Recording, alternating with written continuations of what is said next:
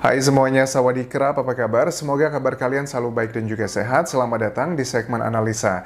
Di video kali ini aku akan update mengenai kasus dari Tank Monida, dan ada dua hal yang akan aku bahas dan juga analisa lebih dalam. Ini adalah mengenai suara yang diduga adalah rekaman dari Tank Monida pada saat dia berada di speedboat bersama 5 rekannya. Yang kedua akan aku bahas adalah mengenai CCTV. Ini adalah rekaman dari warga sekitar di Sungai Chao Phraya, karena sebagai background, Sungai Chao Phraya adalah sungai yang membelah kota Bangkok dan terdapat banyak sekali hotel-hotel berbintang, pusat industri, dan warga juga yang sebagai nelayan di sana.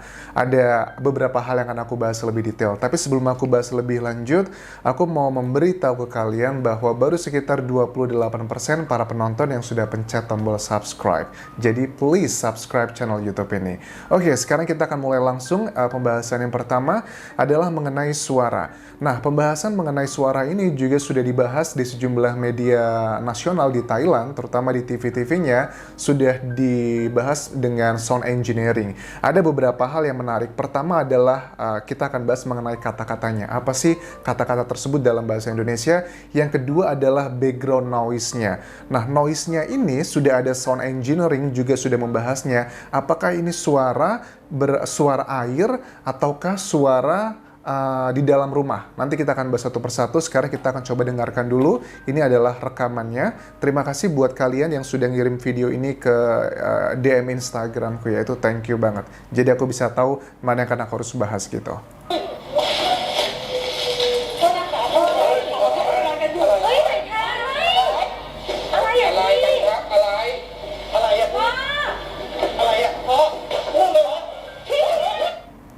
Oke.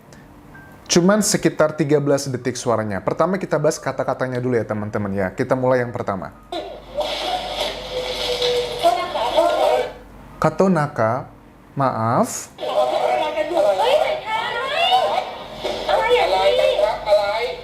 Alai cengkrap alai. Oke, secara utuh begini.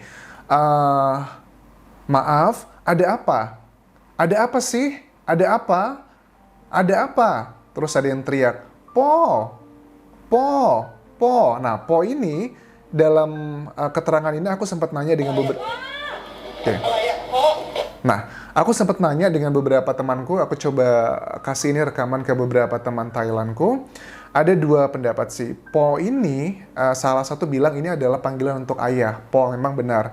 Tapi ada juga yang bilang po ini maksudnya adalah reverse-nya ke salah satu saksi ya, yang 5 orang tersebut, yang namanya bernama Por ya. Kan ada Por sama Robert ya. Robert adalah si supir, sedangkan Por adalah si pemilik speedboat tersebut. Oke.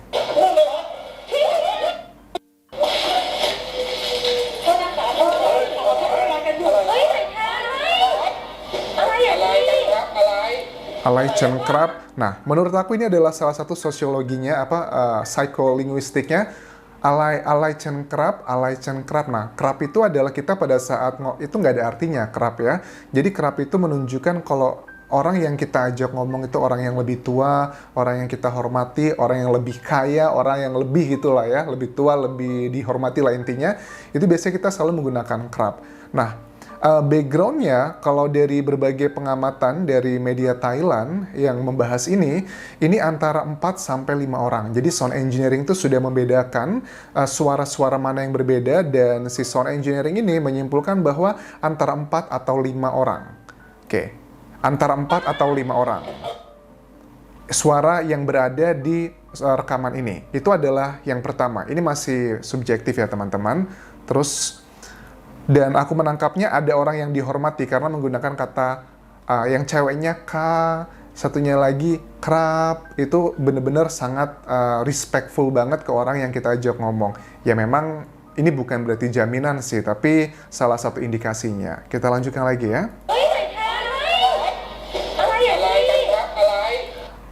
Alay ya Pi. Pi itu kayak mas gitu.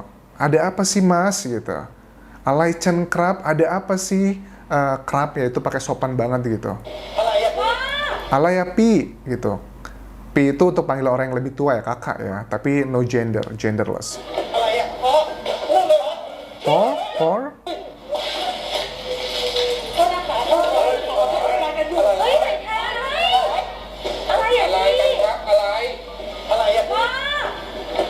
Alaya.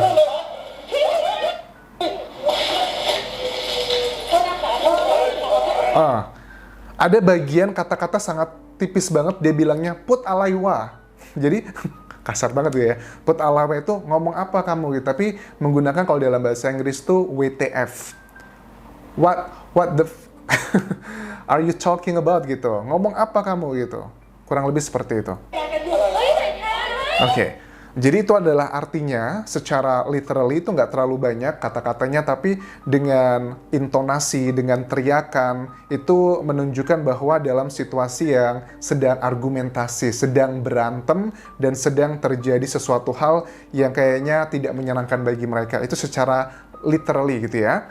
Secara konteks juga seperti itu. Kemudian kalau aku mau melihat tentang background ini kalau kalian simak secara detail, itu kayak ada suara air.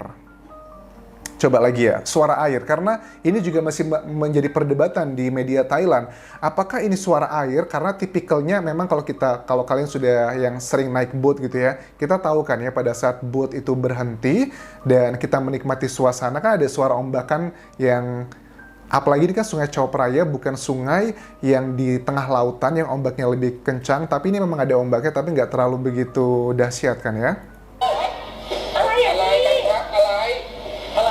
Nah, ini backsound-nya tuh kayak suara air gitu loh. Tapi ya sekali lagi, ini adalah beberapa pendapat dari sejumlah sound engineering pada saat mereka membedah suara tersebut di berbagai acara talk show di Thailand. Ya, mereka sebagian besar berpendapat bahwa ini adalah backsound-nya, adalah background-nya, adalah suara air gitu. Oke, itu adalah hal yang harus kalian tahu. Terus, Anjas, apakah ini suaranya, suara dari Teng Monida beserta kelima rekannya? Ya, kita masih belum tahu. Kita belum ada sampai kesimpulan ke sana ya.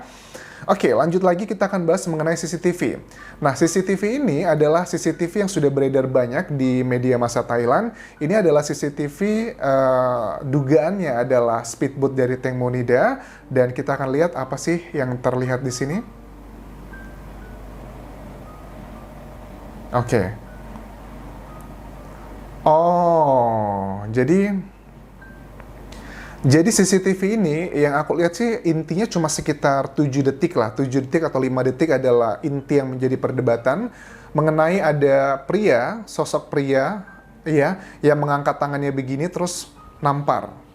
Nah, ini adalah CCTV yang menjadi pro kontra apakah ini berhubungan dengan Teng Monida atau tidak. Tapi pada saat media massa nasional gitu ya di Thailand sudah membahasnya dan sudah berani mempublikasikan, berarti mereka sudah punya landasan yang kuat sekali gitu. Kenapa kok ini dihubungkan dengan kasusnya Teng Monida? Nah, ada dua kategori, ada dua orang yang, ada dua kubu ya. Yang percaya adalah bahwa ini adalah Teng Monida, bahwa pada saat di rekaman tersebut terlihat ada sesosok pria yang sedang memukul wanita.